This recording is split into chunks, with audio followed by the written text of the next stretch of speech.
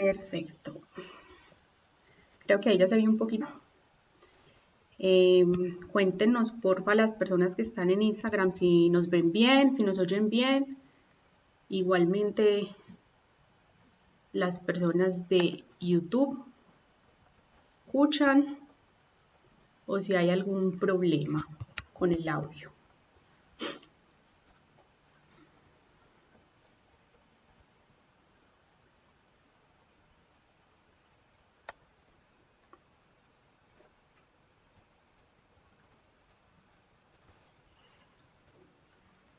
Listo, por aquí empieza a llegar gente a YouTube, a Instagram.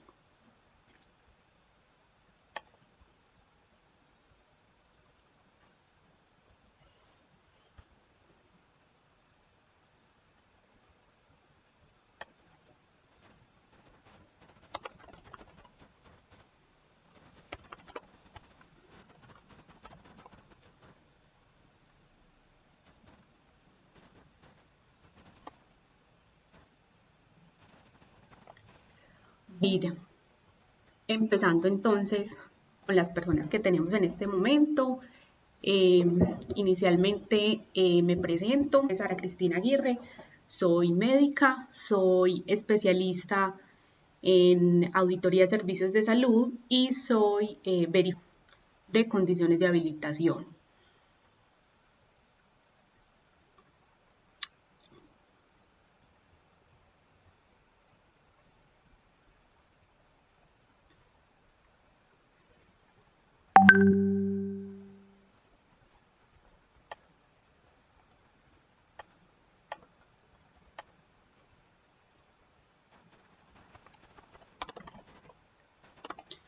Bueno, entonces vamos a hablar el día de hoy acerca de la telemedicina.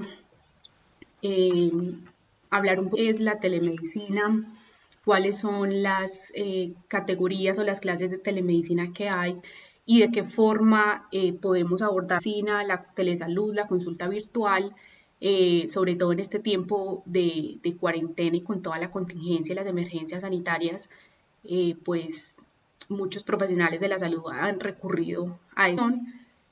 Pero tenemos que saber qué es lo que tenemos que hacer, qué requisitos tenemos que cumplir y saber pues que no es simplemente pongo una cámara y hago consulta virtual,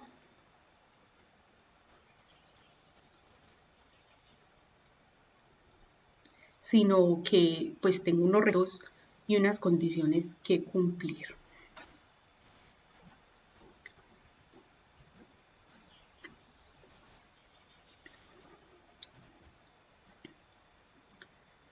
Bueno, si van teniendo alguna preguntita, nos pueden ir escribiendo por el chat. De todas formas, ahorita al final les dejo nuestras redes sociales, el correo electrónico, por si surge alguna otra duda respecto al tema. Entonces vamos a hablar básicamente de dos normas que tenemos acá en Colombia. Una es la resolución 2654 del 2019. Esta es la resolución que vino a reglamentar y a regular todo lo que es la telesalud y la telemedicina en Colombia. Teníamos desde hace muchos años algún esbozo de telesalud, de telemedicina, pero era algo que se realizaba en ámbitos hospitalarios y solamente servía para remisión y para contrarremisión. Entonces, algunos prestadores, en las instituciones, en hospitales, en clínicas, utilizaban la telesalud para obtener conceptos a distancia, conceptos de especialistas o lectura de mapas, y esto era lo que conocíamos como telesalud o como telemedicina.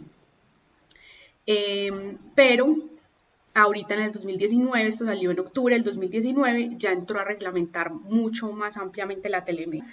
Es algo que estábamos realmente esperando. La telemedicina, algo que se viene trabajando en muchísimos países desde hace mucho tiempo, y pues Colombia ya se estaba quedando un poquito atrás, entonces entró a regular.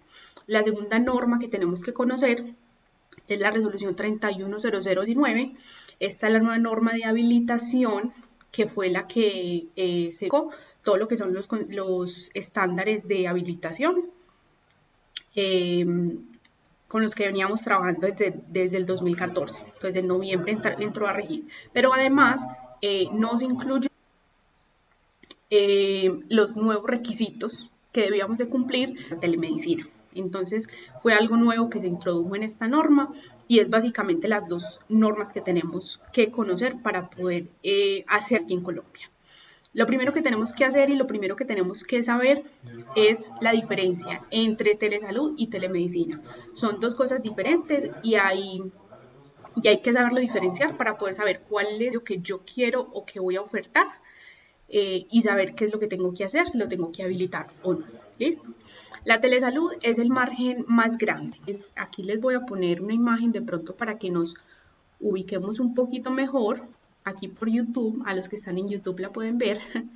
La telesalud es el margen grande, es la actividad grande. Son todas las actividades que hagamos en salud, que las hagamos a distancia y que además las hagamos con ayuda de TICs, de tecnologías de información y comunicación. ¿Listo?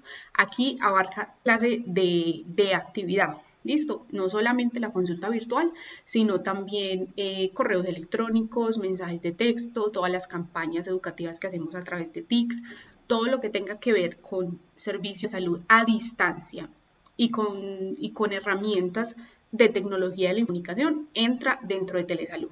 ¿Listo? Aquí entramos a diferenciar tres grandes categorías. La primera es la teleorientación, la segunda es el teleapoyo. Voy a hablar de estas dos junticas porque son muy parecidas y van muy de la mano. Ambas, tanto la teleorientación como el teleapoyo, nos hablan de consejería, de asesorías, de recomendaciones que podemos prestar en servicios de salud en cualquiera de sus componentes, en diagnóstico, en tratamiento, en rehabilitación, cualquiera de los componentes. Pero solamente desde el tema de consejería, desde el tema de recomendaciones, desde el tema de asesoría, pero no estoy entablando como tal una relación médico-paciente, ni estoy entablando una consulta, estoy como tal generando un registro en salud. ¿Listo? Digamos que la gran diferencia aquí es que la teleorientación se da entre un personal de la salud y un usuario, mientras que el teleapoyo es de profesional a profesional. Entonces, por ejemplo, lo que hacemos muchos profesionales de la salud en redes sociales, pues dando información o que nos escriben una pregunta y la respondemos, o que le decimos ve a consultar por esto, ve a esto, todo eso entraría dentro de teleorientación. ¿Listo? Y cuando yo estoy en un servicio de salud, yo soy un profesional y necesito ayuda de qué debo hacer con un paciente, entonces me comunico con otro profesional, sea del mismo rango o un especialista, y eso sería teleapoyo. Estas dos variantes de telesalud no se habilitan. Yo las puedo hacer sin ningún problema, sin tener que hacer ningún documento, sin tener que hacer ningún registro, que puedo directamente entrar y hacerlas. ¿Listo? La tercera categoría, que es donde nos vamos a centrar, es la telemedicina. ¿Listo? Entonces, ya diferenciar de la telesalud.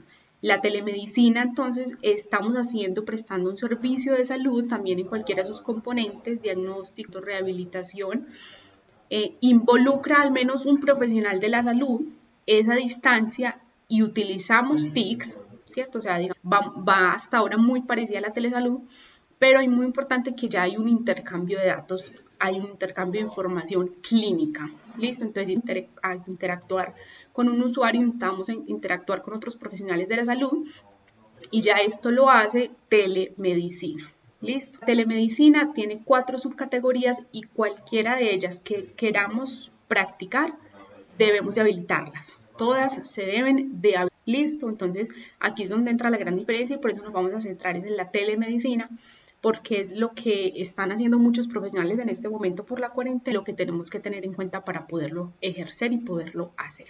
¿Listo? Tenemos entonces la telemedicina activa. ¿Listo? La telemedicina interactiva entonces es básicamente entre un profesional de la salud y un usuario. ¿Listo? Es en tiempo real una videollamada. Entonces, ojo que estoy diciendo profesional de la salud. Entonces, no tiene que ser un médico. Un odontólogo puede hacer telemedicina interactiva. Una enfermera jefe, una enfermera profesional puede hacer telemedicina interactiva. Un nutricionista puede hacer telemedicina interactiva. Un psicólogo puede hacer telemedicina interactiva. La única regla es que debe ser un profesional interactuando con un usuario, que debe ser en tiempo real y que debe obligatoriamente tenerte por medio de llamada. ¿Listo? No es chateando, no es una llamada telefónica, no es un correo, no es escribir, es estrictamente debe ser videollamada calificar como telemedicina interactiva. ¿Listo? La segunda categoría es la telemedicina no interactiva. Entonces digamos que es muy similar, parecida a la que acabamos de explicar, que es la interactiva, pero no es en tiempo real, es asincrónica. Es decir, yo envío una pregunta ya, pero la respuesta me llega después. ¿Listo? No estoy interactuando en tiempo real con el profesional ni con el usuario. La otra diferencia es que esta no es por videollamada, ¿cierto? Obviamente como no estamos actuando en tiempo real, no es por video. Entonces, por ejemplo, yo instauro un servicio de telemedicina no interactiva en el que un paciente me puede escribir un correo electrónico y yo en cuestión de unas horas o unos días se la respondo. ¿Listo? Ahí estoy generando una telemedicina no interactiva. O estoy haciendo una consulta médica por correo electrónico. Si solamente es que el paciente me está preguntando, no sé, me está pidiendo de cómo se debe tomar un medicamento, pues eso no es telemedicina interactiva porque no estoy haciendo una consulta, simplemente le estoy dando una asesoría de cómo ingerirlo. O si me escribe una serie de síntomas y me dice pido cita o voy a urgencias, eso tampoco es telemedicina interactiva, eso es teleorientación. Me está haciendo una pregunta, un consejo de qué hacer. Pero cuando yo hago una consulta, cuando yo ya tengo información clínica de por medio, unos antecedentes de por medio que me orienten a un examen físico y de esta entrevista o de esta consulta sale un plan de tratamientos, eso es telemedicina. Es importante que haya claridad porque son cositas súper minúsculas que las diferencian y como son servicios habilitables, son servicios que tenemos que habilitar, ¿cuál de todos es el que tenemos que habilitar? La teleexperticia es, su nombre lo dice, es concepto entre expertos, entonces puede ser entre de la salud y otro profesional de la salud. ¿Listo? Entonces yo soy un médico general, tengo a mi paciente aquí al lado y voy a hacer una videollamada con un especialista, consultarle lo que está teniendo mi paciente y que él me dé un plan de tratamiento. ¿Listo? O de pronto soy un auxiliar de enfermería, un auxiliar de odontología, una auxiliar administrativa acompañando a un paciente, me comunico con un especialista, con un profesional de la salud para consultar lo que tiene la persona y él me da un plan de tratamiento. ¿Listo? O soy un profesional de la salud, un médico general, que necesito de un concepto de una junta médica, entonces hago una videollamada o una consulta virtual con una junta de expertos, con una junta que me den un plan de tratamiento. ¿Listo? Entonces es muy de opiniones entre profesionales o entre expertos. Y finalmente el telemonitoreo es aquella atención que hacemos a distancia en la que estamos transmitiendo datos clínicos del paciente, puede ser en tiempo real, puede ser real, y que hay una respuesta a esos datos clínicos, ¿cierto? Entonces esto realmente se hace muy poco aquí en Colombia. Vamos a tener un dispositivo electrocardiográfico conectado a un paciente y que eso me está transmitiendo información a un computador del cardiólogo, dándole una serie de datos. Y con esos datos, pues él me va a dar una respuesta, está bien, está mal, hagamos esto, apliquémosle este medicamento, etcétera, etcétera. Entonces, eso es tema. Ojo que es muy importante que tiene que haber una transmisión de datos. Entonces, por ejemplo, un mapa, un monitoreo de presión arterial, le pongo el dispositivo de presión arterial a mi paciente con un aparatico que registra las presiones, él se va para su casa y eso registra durante todo el día. Ese dato no mando a nadie, a ningún computador ni a ningún sistema. Eso se registra ahí y el paciente al otro día va y lo devuelve y se le queda arrojado. Pero eso no me está transmitiendo un dato a un especialista, entonces no es telemonitoreo. O si yo, paciente, por favor en su casa tómese las glucometrías todos los días y me envía el resultado, eso tampoco me está transmitiendo datos en tiempo real, entonces no es telemonitoreo y no hay que habilitarlo. ¿Listo?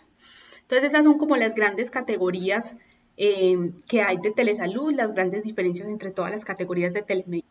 Nos vamos a centrar en la telemedicina interactiva porque es la que estamos haciendo en este momento, por lo menos la que más estamos viendo utilizada. Vuelvo y repito, por profesionales de la salud, puede ser un médico, puede ser un odontólogo, puede ser un nutricionista, cualquier profesional la puede hacer. Entonces ahí nos vamos a centrar, ¿listo? En la telemedicina interactiva. Primero que todo, es un servicio habilitable. Entonces yo tengo que rendir cuenta, tengo que avisarle a la Dirección Seccional de Salud que estoy prestando un servicio de telemedicina. ¿Listo? En modalidad telemedicina. Yo puedo prestar mi servicio de medicina intramural, o sea, adentro de una institución, adentro de un presencialmente. Puedo ofrecer un servicio de medicina extramural, entonces por fuera de la institución, que es, por ejemplo, los servicios de medicina como EMI, como SEM, como Emermédica, esos son extra domiciliarios, extramurales. O puedo tener un servicio en modalidad telemedicina virtual, listo, pero yo ofrezco mi servicio en esa modalidad. Entonces, si yo soy médico general, hago medicina general en telemedicina. Si yo soy ginecólogo, consulta de ginecología en telemedicina. Si yo soy endocrinólogo, hago consulta de endocrinología en telemedicina, listo. Entonces, no es un servicio con modalidad de ese servicio que yo ya debo tener habilitado. Para yo poder ejercer telemedicina tengo que tener en cuenta unas características. Ustedes saben que ante todo las normas de habilitación están enfocadas en la seguridad del paciente, pero yo también soy muy defensora de los médicos y los profesionales, y esto también va enfocado en la protección y en la seguridad del prestador, en la seguridad del médico, porque medicina y todas estas consultas virtuales es algo que se presta mucho para problemas legales, para demandas. Entonces tenemos que tener en cuenta algunas características para poder hacerlo de forma correcta. Esto no es simplemente coger una videollamada y responderle a un paciente una duda, sino que cumplamos con los requisitos y no nos vaya a llevar de pronto algún problema más adelante. Listo. Ojo con la protección de datos. Debemos de cumplir de datos, estemos donde estemos y con el sistema que estemos utilizando. Listo. Regálenme un segundito que creo que se paró por aquí en YouTube. Ah, no, ya volvimos. Entonces tenemos que proteger los datos. Ojo que esto es algo de libre escogencia por parte del paciente. El negarse a hacer telemedicina, el paciente puede negarse a hacer teleconsulta. De pronto con las consultas, digamos, particulares no están porque el paciente pues tiene la opción, se le da fácilmente la opción, pero muchas veces con las aseguradoras los protocolos dicen manda esto por una consulta virtual, decirle al paciente sin tener en cuenta su opinión, y el paciente está en todo su derecho a negarse, está en todo su derecho a decir yo no quiero que me atiendan por telemedicina, yo está presencial. Listo, entonces esto va de la mano del consentimiento informado. Para hacer telemedicina tenemos que tener un consentimiento informado, para que el paciente más adelante no nos vaya a decir con que por qué me hicieron eso, yo quería ir a ver al médico, el médico no me tocó, no me hicieron exámenes. Entonces debemos de tener su aprobación, que él sea muy consciente y que él sepa cuáles son los beneficios que va a obtener de una consulta virtual, cuáles son los riesgos, pero las limitaciones de una consulta virtual. Para nosotros los profesionales puede ser muy obvio, pero para los pacientes no, entonces ellos tienen que tener muy claro cuáles son las limitaciones de una consulta, que lo sepan, que lo conozcan y que lo acepten. Y esto se hace a través de un consentimiento informado. Ese consentimiento informado lo debemos de tener completamente diligenciado, completamente personalizado para el paciente y la atención que vayamos a hacer, y firmado tanto por el profesional como por el paciente. Y esto entra a ser un anexo de la historia clínica. ¿Listo? Entonces, si yo tengo mis documentos virtuales o digitales, perdón, se guarda, imprimo y lo coloco en el archivo que tenga dispuesto para ello. ¿Listo? Pero eso entra a ser parte de la historia clínica. Así como el paciente tiene libre escogencia, el médico tampoco tiene la autonomía de decir no, esta consulta no te la voy a hacer virtual porque considero que no tengo las herramientas, o consulta, pero decir no, yo no te voy a prescribir medicamentos por este medio porque no me siento en la competencia, no me siento en la capacidad. Entonces el médico tiene autonomía de lo que vaya a hacer durante esa consulta, de lo que vaya a prescribir durante esa consulta y de negarse a hacerla. Si él cree que consulta que no se va a ver bien abarcado con una consulta virtual, entonces él puede perfectamente negarse. ¿Listo? Si la consulta o la videollamada que vamos a hacer va a ser grabada, por algún motivo se va a grabar, entonces hay que tener un consentimiento aparte con la autorización del paciente a ser grabado. ¿Listo? O sea, que sepa que esa videollamada, que esa consulta va a ser grabada. Y segundo, esa grabación tras ser un anexo de la historia clínica. Entonces yo tengo que tener esa y tal, pues es mucho más fácil. ¿Listo? Entonces tengamos en cuenta esas cositas. La prescripción de medicamentos la podemos hacer, sí, pero solamente en las modalidades que son en tiempo real. Listo, en tiempo real tenemos solamente dos: la telemedicina interactiva y la teleexperticia en su modalidad sincrónica. Se puede hacer una prescripción completamente igual que lo hiciéramos en una consulta de forma pero vuelvo y le repito, el médico puede negarse. El médico puede decir, yo no me siento bien, no me siento seguro prescribiendo un medicamento, hacer un examen físico, entonces no te lo voy a prescribir y no hay ningún problema. ¿Listo? Todas las órdenes que resulten, todas las prescripciones que resulten de esta consulta son 100% válidas. ¿Listo? Y esto es algo que también incorporó, tenemos que tener muy presente. Puedo hacer telemedicina por WhatsApp, digamos que en teoría podría hacer una videollamada por WhatsApp, pero por WhatsApp tenemos un riesgo muy grande porque no hay seguridad de la información que yo estoy transmitiendo, no tengo esa confidencialidad. Hace un tiempo hubo un caso con un médico en Nueva York que hacía teleconsulta. Un día dejó su carro y le rompieron el vidrio, le robaron el computador y bueno, entre tanta investigación que se hizo, se dieron cuenta, encontraron toda la información de sus pacientes ahí, que era información que no estaba asegurada. Entonces eso se le llevó a una multa como de $20 millones, porque eso es violar el principio de confidencialidad, es violar el aspecto legal y de documento público, de documento privado, perdón, que tiene una historia que los puede llevar a sanciones. Entonces puede hacerse una consulta por videollamada de WhatsApp, sí, en teoría, pero ustedes no tienen cómo garantizar al paciente, ni a ustedes mismos, ni a un ente territorial, que esa información está siendo confidencial y que no se va a filtrar, ni que nadie va a tener acceso a esa información. Entonces yo utilizo plataformas que ya pueden tener un poquito más adelantado esa parte de seguridad, algo como es Zoom o como es el Microsoft Teams, que ya puede tener grado de seguridad o que por lo menos solamente pueda acceder a la información con un usuario y una contraseña para que no tenga problemas.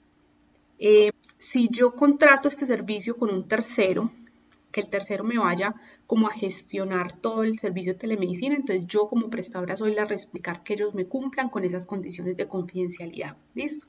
Y nuevamente entramos aquí a lo que es la protección de datos. Recuerden que tenemos la ley 1580, que es todo lo que me habla de protección de datos personales, toda la Big Data, y eso lo tengo que tener en cuenta cuando vaya a hacer una teleconsulta o una consulta virtual. Ya conociendo un poquito como a grandes rasgos cuáles son las categorías de telemedicina que puedo hacer y los principios principales, valga la redundancia, que tengo que tener, vamos a hablar un poquitico de la habilitación y cómo lo puedo yo hacer aquí en Colombia. Recordemos que tenemos 3100 del 2019, que es la norma que me habla de cuáles son las condiciones que yo tengo que cumplir para habilitar un servicio en salud. Una resolución que salió ahorita en noviembre del año pasado, el 2019, ya tenemos incluida la modalidad de telemedicina, entonces ya nos dicen cuáles requisitos de telemedicina que tengo que cumplir. Listo. Recuerden que tenemos 7 estándares para cumplir en la habilitación de un servicio. Entonces, típicamente de los 7, ¿qué tengo que tener y qué puedo saltarme o qué no es necesario tener? El primer estándar es el de talento humano.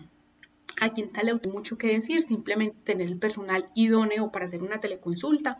Entonces, si yo voy a ofrecer telemedicina interactiva, consulta de medicina interna, pues tengo que tener un internista haciendo esa consulta. O si voy a ofrecer ginecología, tengo que tener un ginecólogo haciendo, y obviamente con todos sus documentos, su diploma de posgrado, su inscripción en el RETUS, para garantizar que sí es la persona idónea para hacer ese tipo de consulta.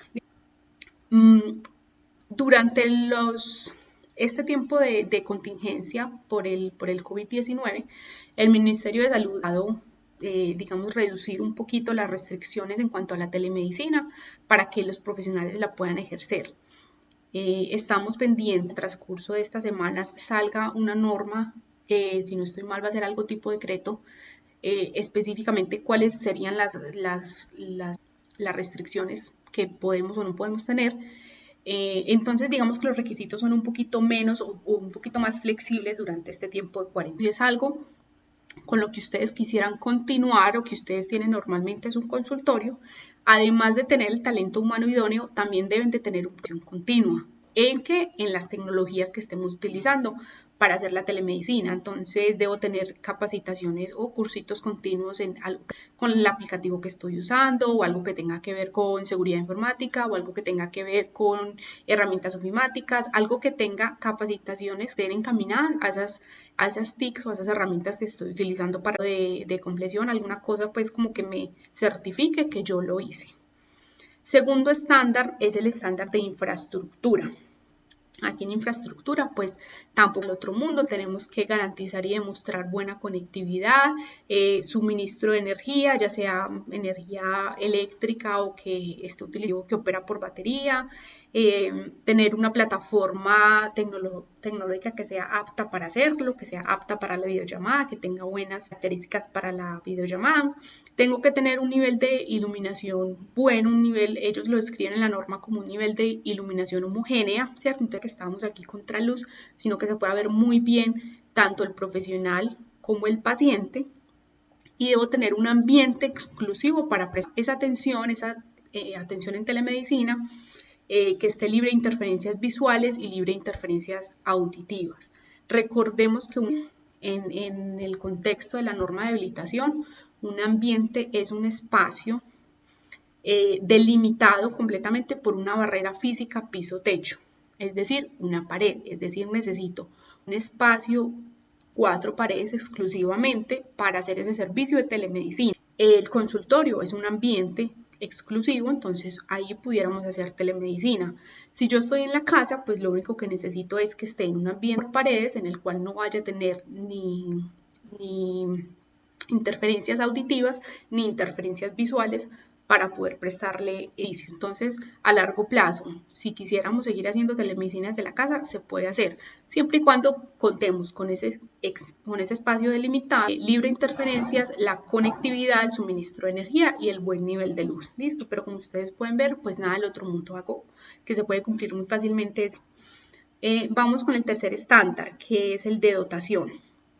En este estándar de dotación solamente aplica si tienen implementado en su consultorio, digamos, de forma rutinaria, o si es algo con lo que quieran continuar después de esta contingencia. Si ustedes están utilizando medicina solamente durante este periodo, no es necesario que lo cumplan. En este estándar, ¿qué necesitamos? Necesitamos un documento, un certificado firmado por un ingeniero de sistemas, y que ese ingeniero de sistemas tenga una tarjeta profesional vigente. Y esto es muy importante porque anexo ahí tiene que ir la fotocopia profesional de la persona que nos firmó, entonces es importante que esa tarjeta esté vigente.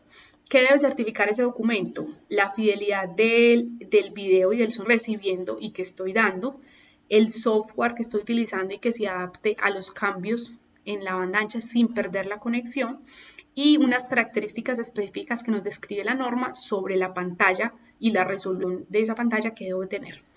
Entonces, les repito, si es algo como que hacemos rutinariamente o si es algo con lo que queremos continuar, pero durante la contingencia no es necesario tener este documento.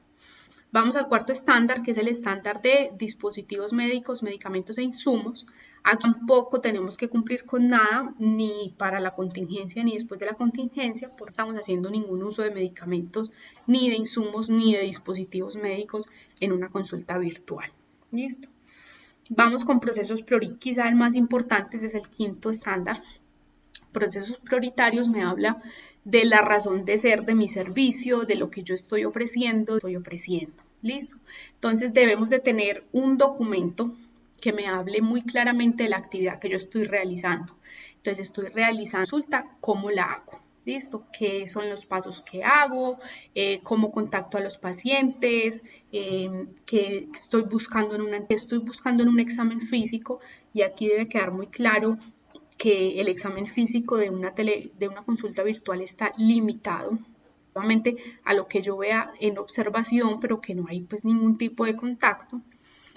¿Cómo hago un plan de tratamiento? ¿Cómo le hago llegar ese plan de tratamiento? ¿Listo? ¿Cómo agendo las citas? ¿Qué aplicación voy a utilizar? ¿Qué contraindicaciones voy a tener? ¿A quiénes sí voy a atender? Debe ser un documento y aquí no hay requisitos de que sea un manual, de que tenga estos pasos, de que tenga estos puntos, no. la norma nos lo dice como información documentada. Entonces usted haga su documento como usted quiera, un documento en Word, simplemente describiendo muy bien qué es lo que va a hacer, cómo se lleva a cabo su consulta virtual. Y eso es lo que va en actividades y procedimientos en procesos prioritarios. Aquí deben incluir dos cosas importantes. Uno, debo describir el talento humano que voy a necesitar. Esto aplica más en instituciones, en IPS, porque si es un profesional independiente, pues el equipo humano que necesito es el profesional independiente. Y dos, los recursos que voy a necesitar. En este caso no necesitamos equipos biomédicos, ni necesitamos dispositivos, ni insumos porque estamos a distancia. Entonces el recurso que tengo que definir es el equipo que voy a utilizar para la teleconsulta, un computador, cualquiera que sea el medio que vaya pues a emplear. Listo. El sexto estándar es el de historia clínica. Este tiene una parte que nos aplica y otra que no. Entonces, si es algo que hacemos rutinariamente en nuestra consulta, si es algo con seguir a largo plazo, debo de tener otro documento, igualmente firmado por un ingeniero de sistemas, igualmente con una tarjeta profesional vigente. Debo anexar fotocopia de esa tarjeta profesional. ¿Qué me debe decir? Que la historia clínica que yo utilice cumple con las características de custodia, de confidencialidad, de seguridad, los mecanismos de comprensión de la información que yo esté digitando en esa historia clínica, los métodos que utilizo para la firma electrónica y la encriptación de la información. Entonces, es algo propiamente del software que yo utilice para la historia clínica, no para la videollamada. Tenemos editores que nos hacen todo. Entonces ellos me dan un aplicativo en el que yo entro, hago la videollamada y ahí mismo registro la historia. ¿Listo? Entonces ese proveedor es el que me tiene que decir, que me tiene que dar ese documento que me diga su aplicativo de qué forma cumple con la compra clínica, con la encriptación de la información, con los datos, bueno, todo eso. Pero hay otra forma y es, yo utilizo una aplicación para una video, pero aparte tengo el software para historia clínica, que es el que utilizo siempre y ese es el que voy a diligenciar. Entonces, este documento es del software de historia clínica, de lo que es para la historia clínica, no para la videollamada. Y aquí entra algo que sé que muchos profesionales hacen y no deben, y es la historia clínica, porque yo en Word no tengo ningún control sobre esa información, yo en Word no tengo control sobre quién accede a esa información y quién no. En un software de historia clínica mínimamente yo tengo una clave para poder acceder a esa información, y una vez acceda no la puedo modificar, y si quiero hacer algunas modificaciones específicas, tengo que tener un perfil de administrador para poder hacerlo. Entonces tengo algún grado de seguridad sobre esa información, y es mucho más confiable que yo tener mis historias basadas en una carpeta, ¿cierto? Eso pues no es válido bajo ningún medio. No tengo por qué tener historias clínicas en Word, debo tener un software o un sistema de almacenamiento que me garantice confidencialidad de esa información, tanto para mí desde el punto legal, para mi prestador, para mi paciente, porque el paciente entra a una consulta sabiendo que esa información que nos va a dar es completamente confidencial y que no se va a divulgar. Entonces tenemos que también tener... Y además debemos de tener un registro de atenciones. Entonces yo tengo que tener un formatico con la lista de atenciones o de pacientes que atiendo por la modalidad de telemedicina. ¿Listo? El séptimo estándar es el de interdependencia. La interdependencia es cuando el otro, en este caso no nos aplica en absoluto para nada, la telemedicina no depende de ningún otro servicio, entonces no debemos de cumplir con este estándar. ¿Listo? Entonces, este es a grande modo los requisitos que nos dan. Como les digo, el ministerio nos debe una resolución o un decreto, más bien un decreto, que debe salir en los próximos días, de qué forma se van a limitar esas restricciones en telemedicina para que los profesionales la podamos ejercer por motivo de urgencia, porque muchas aseguradoras y muchas IPS lo están haciendo para orientar a sus pacientes, pero también muchos profesionales independientes que tuvieron que cerrar sus consultas recurriendo a la telemedicina para no frenar del todo sus actividades. Entonces, ¿cuál es mi recomendación? Mi recomendación es durante este tiempo de contingencia, salud, tengan sus documentos al día, no es necesario que lo habiliten, en el que decidan que esto va a ser algo a largo plazo, que lo hagan rutinariamente con los entes territoriales. 3 cosas. La primera, un documento al procedimiento de la consulta. Vuelvo y le repito con todo, desde que yo agendo la cita, quién me agenda la cita, qué software está utilizando para o qué programar la cita, cómo le informo yo al paciente de esa cita, si le envío un recordatorio, si le hago una llamada, si le envío un correo, cómo el paciente va a pagar la cita. ¿Listo? ¿Qué mecanismos voy a emplear?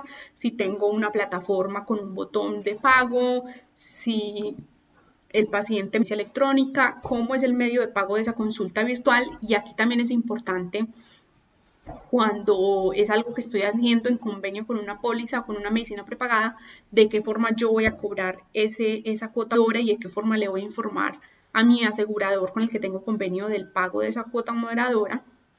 ¿Qué hago yo en la consulta? Listo, en grande modo, cómo es mi anamnesis, qué estoy buscando en un examen físico. Por último, cómo elaboro el plan de tratamiento, las recomendaciones, si voy a hacer prescripción de medicamentos o no, y de qué forma le voy a hacer llegar al esas recomendaciones. ¿Listo? Si se las voy a decir o le voy a mandar una imagen, si le mando un documento por el WhatsApp, si le mando único con la fórmula de recomendaciones, como ustedes quieran, pero de qué forma le hago yo llegar esas recomendaciones a mi paciente. ¿Listo? Entonces, eso en un documentico de Word no tiene nada, no tiene que tener ningún formato ni nada, pero simplemente tener toda la descripción.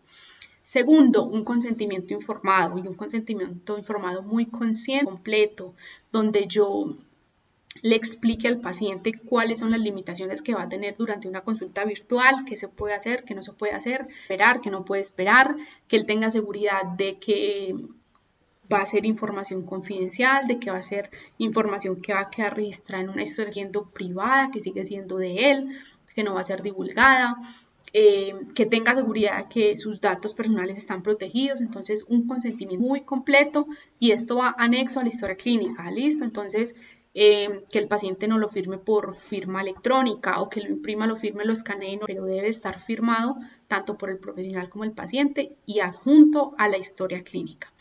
Y tercero, el registro de atenciones. Entonces hago un formatico, un cuadrito en Word, un cuadrito en Excel, donde tenga el nombre del paciente completo, su documento de identidad y la fecha y hora de atención. Personalmente me gusta también anexar un cuadrito con el diagnóstico en códigos IE10, no el texto, sino solamente el código. Pero esto no es pues obligatorio. Mínimamente debemos de tener nombre, documento de identidad y la fecha y la hora de la atención. Esto además por temas de facturación electrónica, que eso ya es un tema completamente aparte, pero recuerden que como profesionales de la salud tenemos que tener facturación electrónica, tenemos que cumplir con unos requisitos de la DIAN para hacer esa facturación, y además por temas de RIPS. Recuerden, y esto sí que es algo que muy pocos conocen, pero los RIPS hay que hacerlos en un formato especial y hay que reportarlos mes a mes a la Dirección Seccional de Salud. Entonces yo en esos RIPS presente qué pacientes atendí por telemedicina, bajo qué diagnóstico, qué día, y qué paciente, pues información muy completa. Entonces el registro de atenciones también pues va de la mano de esa elaboración de RIPS y esa facturación electrónica. Entonces esos son mis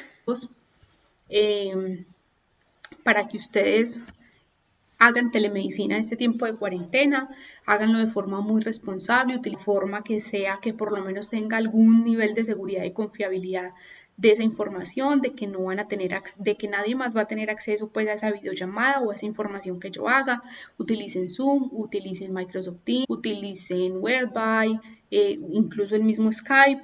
Yo no uso videollamada de WhatsApp para hacer una consulta médica. Tengan a la mano su software de historia clínica, no hagan historias clínicas en Word, eso no, pero que él esté de acuerdo con eso.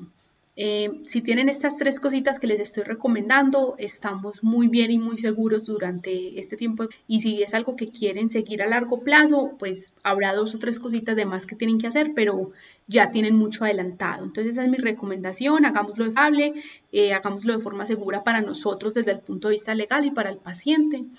Y listo, esas eran como mis tips para hacer telemedicina en tiempos de cuarentena. Porfa, si tienen preguntas, háganoslas y trataremos de responder.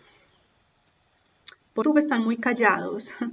Pero por acá en Instagram nos escriben y nos dicen, hay que hacer algún registro o RIPS cuando se hace teleorientación.